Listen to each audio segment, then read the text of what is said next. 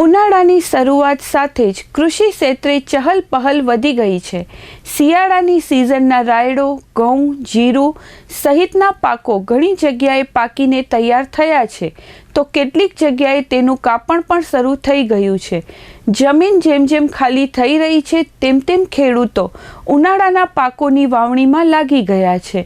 નખત્રાણા વિસ્તારમાં ઉનાળુ વાવેતર તેજી સાથે ચાલી રહ્યું છે અને મગફળીની વાવણી તો મોટા પાયે શરૂ થઈ ગઈ છે।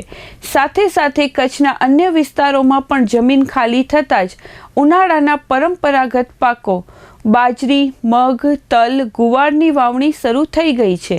ઉનાળાની ગરમીમાં મકાઈ અને જુવાર જેવા રાષ્ટ્રીય પાકનું વાવેતર પણ ઉત્સાહપૂર્વક રીતે થઈ રહ્યું છે।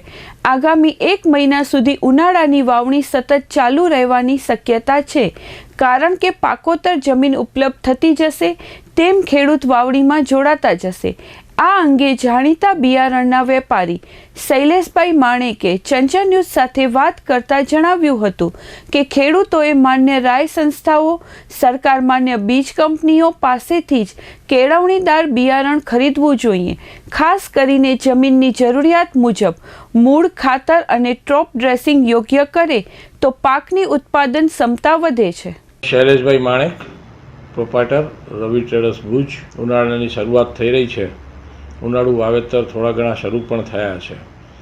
શિયાળુ વાવેતર થયેલા રાયડો, ઘઉં, જીરું બધા વગેરે પાકો નીકળવાની તૈયારીમાં છે અને અમુક જગ્યાએ નીકળી ગયા છે।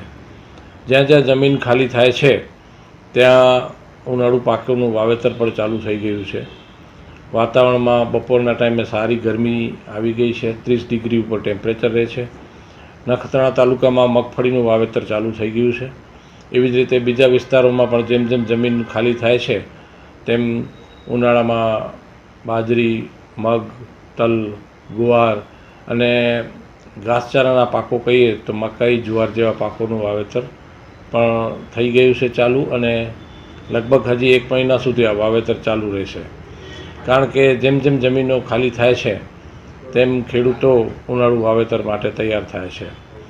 ખેડૂત મિત્રોને ખાસ તો એ આગ્રહ રાખવાનો કે ઉનાળાના વાવેતર માટે જે કંઈ વાવેતર કરે એના સારી જાતના બિયારણો ખાતરીવાળી જગ્યાએથી સરકાર માન્ય લાયસન્સધારક વેપારી પાસેથી, સહકારી મંડળી પાસેથી કે સંઘના ડેપો પાસેથી ખરીદી કરવી જોઈએ। જરૂરિયાત મુજબના પાયાના ખાતર કે પૂરતી ખાતર પણ વ્યવસ્થિત રીતે ઉનાળામાં વાપરવાથી બહુ સારા રિઝલ્ટ મળે છે અને કોઈ પણ યોગ્ય કૃષિ નિષ્ણાતની સલાહ મુજબ આગળ વધવામાં આવે તો ઉનાળામાં પણ દરેક સારા રિઝલ્ટ મળે છે। બાગાયત તેમજ શાકભાજીમાં પણ ઉનાળામાં માવજત જરૂરી છે। અત્યારે કેરી એટલે કે આપણી કચ્છની કેસર કેરી, આંબામાં પણ મધ્યો કે ફૂગના પ્રશ્નો દેખાઈ રહ્યા છે, તો એના માટે એમાં પણ યોગ્ય માવજત કરવી જરૂરી છે। યોગ્ય સલાહ લઈ જરૂરી જંતુનાશક દવા, ફૂગનાશક કે પાકવર્ધક દવાઓનો પણ છંટકાવ કરવો એટલો જ જરૂરી છે। આમ ઉનાળામાં કચ્છમાં જ્યાં જ્યાં પાણીની સગવડ છે ત્યાં સારું વાવેતર થશે અને ખેડૂતોએ થોડી ઘણી સાર સંભાળ સારી રીતે લઈ અને ઉનાળામાં સારું ઉત્પાદન મેળવી સારો ફાયદો મેળવવો જોઈએ એવું મારું માનવું છે।